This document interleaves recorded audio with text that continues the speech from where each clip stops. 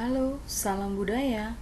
Selamat bertemu kembali dengan saya Evi Novita Hingsi, masih di dalam pelajaran seni budaya tari kelas 10. Pembelajaran kompetensi dasar pada saat ini adalah memahami bentuk, jenis, dan nilai estetis dalam ragam gerak tari tradisi. Tujuan pembelajaran kali ini diharapkan para siswa mampu memahami bentuk, nilai estetis dalam ragam gerak tari tradisi. Materi pembelajaran kali ini yang pertama, bentuk nilai estetis dalam ragam gerak tari tradisi daerah setempat. Kedua, bentuk jenis dan nilai estetis iringan tari tradisi daerah setempat. Pendidikan karakter berbasis nilai-nilai Kristiani saat ini adalah mengerjakan tugas secara terus-menerus walaupun banyak rintangan. Sehingga diharapkan setiap siswa memiliki karakter baik yang sesuai dengan nilai-nilai Kristiani. Materi pembelajaran kali ini adalah bentuk dan jenis nilai estetis gerak tari tradisional. Jenis tari di Indonesia sangat beraneka ragam. Keanekaragaman tersebut dapat terlihat dari ciri khas setiap budaya, yaitu pola garapan tari, bentuk tari, dan jenis penyajian tarinya. Berdasarkan pola garapannya, jenis tari dibagi menjadi beberapa macam. Yang pertama adalah tari tradisional. Tari tradisional merupakan sebuah bentuk tari yang diwariskan secara turun-temurun, mengandung nilai filosofis yang tinggi. Setiap geraknya memiliki simbolis dan religius. Ragam gerak, formasi, busana, dan tata rias tari tradisional mengikuti pola atau aturan tertentu. Tari tradisional dibagi menjadi dua, yaitu yang pertama, tari tradisional klasik, yang memiliki ciri-ciri antara lain berkembang dan bertumbuh di kalangan istana. Setiap geraknya memiliki aturan yang baku. Busana yang dikenakan terlihat mewah dan berfungsi untuk upacara. Beberapa contoh tari tradisional klasik adalah tari serimpi yang berasal dari Jawa Tengah, tari bedoyo yang berasal dari Jawa Tengah, dan tari pakarena yang berasal dari Sulawesi Selatan. Sedangkan tari tradisional kerakyatan adalah tari yang bertumbuh dan berkembang di kalangan masyarakat. Setiap geraknya tidak memiliki aturan baku. Busana yang dikenakan terlihat sederhana dan berfungsi untuk pergaulan. Tarian tradisional kerakyatan sering dibawakan pada saat perayaan sebagai tari pergaulan. Beberapa contoh tari tradisional kerakyatan antara lain tari jaipong berasal dari Jawa Barat, tari payung berasal dari Melayu, dan tari piring berasal dari Sumatera Barat. Berikutnya adalah tari kreasi baru. Tari kreasi baru merupakan tari yang lepas dari standar tari yang baku. Dirancang menurut kreasi penata tari sesuai dengan situasi kondisi, tetapi tetap memelihara nilai keindahan tradisinya. Tari kreasi baru pada umumnya digunakan sebagai tari latar, tetapi tidak menutup kemungkinan tari kreasi baru dipakai juga sebagai penampilan utama. Tari kreasi baru terus berkembang dengan iringan musik yang bervariasi. Ciri-ciri tari kreasi baru antara lain: pertama, geraknya merupakan pengembangan gerak tari tradisional. Yang kedua, dirancang menurut kreasi penata tari. Ketiga, mengikuti perkembangan waktu. Keempat, kostum dan musik lebih bervariasi. Dan yang kelima, geraknya tidak memiliki aturan yang baku. Beberapa contoh tari kreasi baru antara lain: tari Belibis dari Bali, tari Lenggang Nyai dari DKI Jakarta, tari Bajidor Kahor dari Jawa Barat, dan tari Merak dari Jawa Barat. Jenis tari berdasarkan pola garapan berikutnya adalah tari kontemporer. Tari kontemporer memiliki ciri-ciri sebagai berikut. 1. Setiap geraknya memiliki makna. 2. Koreografinya bercerita. 3. Memiliki gerak yang unik. 4. Bersifat kekinian dan sesaat. 5. Kostum dan musik mengikuti tema. 6. Tidak ada aturan yang baku. Seringkali diperlukan wawasan khusus untuk menikmati tari kontemporer. Jenis tari berdasarkan koreografi, jumlah penari, dan bentuk penyajiannya dibagi menjadi 4. Yang pertama adalah tari tunggal. Tari tunggal adalah tari yang disajikan dan dibawakan oleh satu orang penari, baik perempuan maupun laki-laki. Salah satu contoh tari tunggal adalah tari topeng kelana yang berasal dari Jawa Barat. Yang kedua adalah tari berpasangan. Tari berpasangan adalah tari yang dilakukan oleh dua orang penari dengan karakter yang tidak selalu sama. Tetapi yang terpenting adalah gerakannya saling berhubungan atau ada keterpaduan jalinan gerak antara keduanya, sehingga dapat ditarikan dengan sesama jenis ataupun dengan lawan jenis.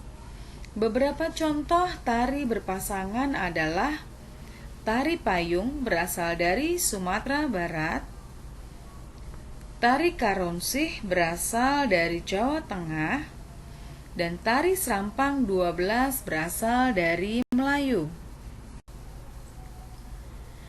Yang ketiga, tari kelompok. Tari kelompok adalah tari yang dilakukan oleh beberapa penari dengan gerak yang berbeda antara penari satu dengan penari lainnya. Meskipun geraknya tidak sama, tetapi gerakan tersebut saling berhubungan dan saling memiliki jalinan untuk mencapai keterpaduan. Beberapa contoh dari tari kelompok adalah tari batin kemuning yang berasal dari Riau, tari saman yang berasal dari Aceh, dan tari yang bertemakan kepahlawanan berasal dari Kediri. Yang keempat, tari massal. Tari massal adalah tari yang dilakukan oleh banyak penari dengan ragam gerak sama. Tidak ada jalinan yang saling melengkapi. Salah satu contoh tari massal adalah pembukaan Asian Games. Berdasarkan fungsi dan tujuannya, tari dibagi menjadi beberapa. 1. Sebagai sarana upacara. Tari dapat difungsikan sebagai sarana upacara. Tari ini banyak jenisnya, seperti tari untuk upacara keagamaan dan upacara penting dalam kehidupan manusia. Beberapa contoh tari sebagai upacara. Tari hudok berasal dari Kalimantan Timur, Tari Sanghyang berasal dari Bali dan tari Bedoyo berasal dari Jawa Tengah.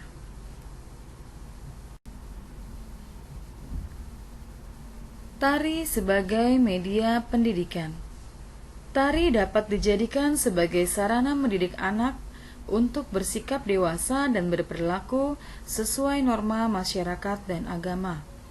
Bahkan, tari juga dapat dipakai untuk memperkenalkan ilmu pengetahuan melalui media gerak dalam tari. Beberapa contoh tari yang digunakan sebagai media pendidikan: tari katak, tari ayam, tari dolanan anak-anak, tari kupu, dan tari kelinci. Tari sebagai hiburan. Tari digunakan sebagai hiburan. Pada umumnya, bertema sederhana, tidak berlebihan, dan diiringi dengan musik gembira, serta kostum dan tata panggung dibuat meriah. Beberapa contoh tari yang digunakan sebagai hiburan adalah tari poco-poco berasal dari Manado, dan tari tortor berasal dari Sumatera Utara. Tari sebagai media pengobatan atau terapi. Tari sebagai media pengobatan pada umumnya digunakan sebagai sarana pengobatan atau terapi para penyandang cacat, depresi mental, Down syndrome, autis, dan disleksia. Dengan belajar tarian, mereka dapat memupuk rasa percaya diri dan mereka dapat bersosialisasi dengan orang lain. Seni tari sebagai media pengobatan atau terapi. Tari sebagai media pengobatan pada umumnya digunakan sebagai sarana pengobatan atau terapi para penyandang cacat, depresi mental, Down syndrome, autis, disleksia.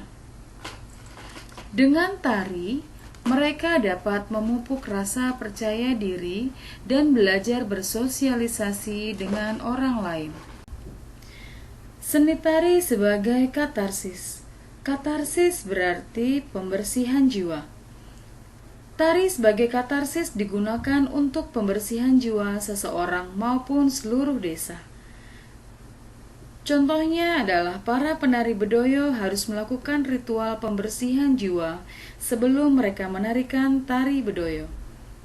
Contoh lainnya, para abdi dalam keraton harus melakukan pembersihan jiwa sebelum melakukan upacara sekaten dan membersihkan benda-benda pusaka. Seni tari sebagai media pergaulan. Seni tari sebagai media pergaulan adalah seni tari yang dalam pelaksanaannya dilakukan secara bersama-sama. Salah satu contohnya latihan tari yang rutin atau pementasan tari bersama. Seni tari sebagai pertunjukan. Seni tari sebagai pertunjukan merupakan tari yang berfungsi sebagai pertunjukan yang sengaja digarap untuk dipertontonkan. Tari ini biasanya dipersiapkan dengan baik, diteliti dengan penuh perhitungan, mulai dari latihan hingga pementasan.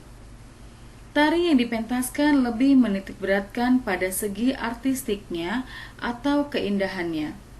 Dari pelaksanaan koreografi yang sempurna, mengandung ide-ide, interpretasi konsepsional, dan memiliki tema serta tujuan. Beberapa contoh seni tari sebagai pertunjukan adalah sendera tari Ramayana, drama musikal. Nilai estetis tari tradisional. Sebuah karya tari harus memiliki tingkat kebaikan dan kebutuhan yang diungkapkan melalui ekspresi pengaturan rasa, pengalaman jiwa, dan sikap.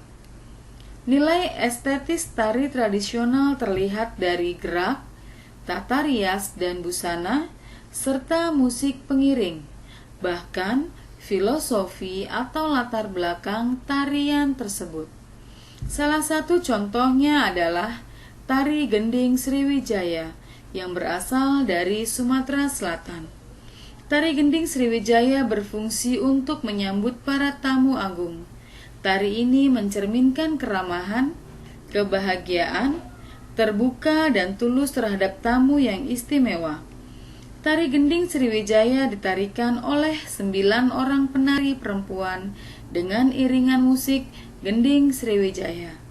Para penari menggunakan busana adat Aisan Gede, selendang mantra, pak sangkong, dodot dan tanggai, serta dikawal 2 penari yang membawa payung dan tombak.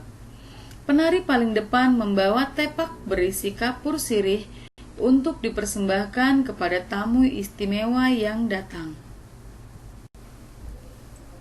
Berikut adalah penjelasan mengenai bentuk dan jenis tari berdasarkan pola garapannya,